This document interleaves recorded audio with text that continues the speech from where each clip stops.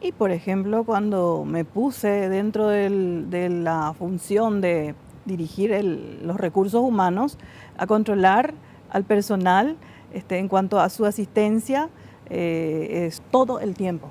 El hostigamiento, más allá de que hubieron personas que nos trataron muy bien dentro de la misma institución, pero eran pocas y con mucho temor a ser observadas por sus compañeros, porque eso tenía un costo.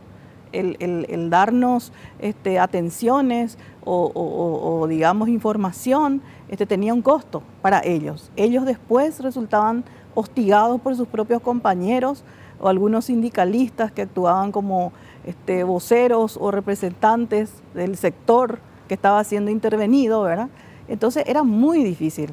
La gente se acercaba con miedo, con recelo, porque tampoco sabía cómo íbamos a reaccionar nosotros, y nos iba contando así, de a poco, de manera paulatina, gradual, y a veces quebrándose inclusive lo que pasaba ahí.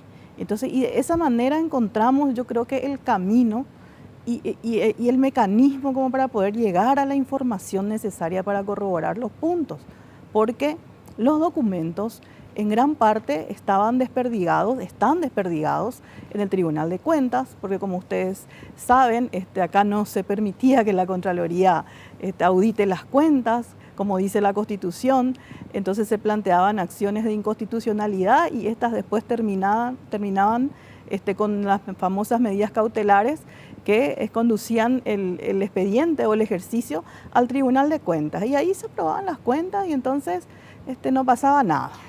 Las tareas desarrolladas, etcétera. Hicimos un censo para determinar si todas las personas que figuraban en la nómina realmente concurrían a sus lugares de trabajo y cuáles eran las actividades que realizaban, etcétera, etcétera, ¿verdad? Y a partir de ese momento sentí que toqué el avispero.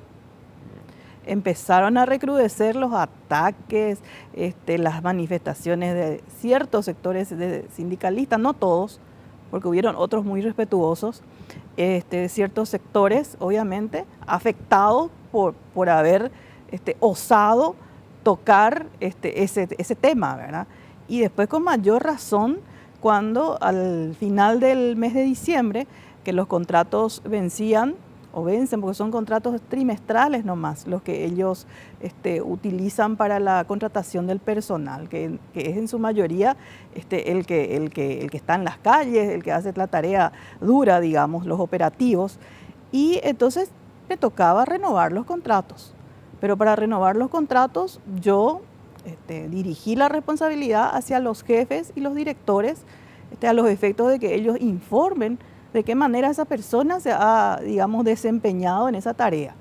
Y ahí es donde algunos recomendaron la renovación de una parte y la no renovación de la siguiente. Y ahí sentí en carne propia la virulencia de los ataques. ¿Y con qué criterios te decían esto sí y esto no se renueva? Y nosotros le dábamos criterios básicos y mínimos. Viene a trabajar, realiza la tarea, te justifica la ausencia o ese tipo de cuestiones básicas que hacen a una evaluación del desempeño, porque ni siquiera era una evaluación del desempeño con todo lo que eso implica dentro de del manejo de los recursos humanos. Eran los criterios básicos que nosotros preguntamos.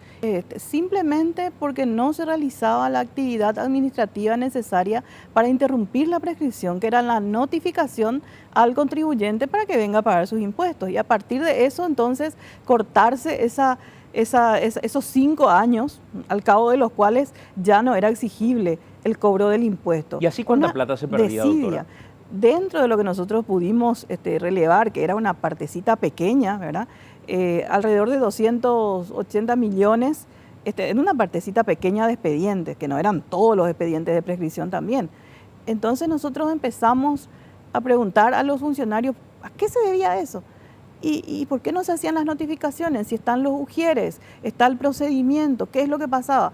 Y no, porque la gente te trata mal, te reta, y así, cosas así muy completamente absurdas para justificar una obligación legal de realizar, imprimir esos mecanismos para la recaudación. O sea, eso en términos penales, por ejemplo, es causar un perjuicio patrimonial. Claro. Dejar de hacer una actividad que genera un perjuicio patrimonial.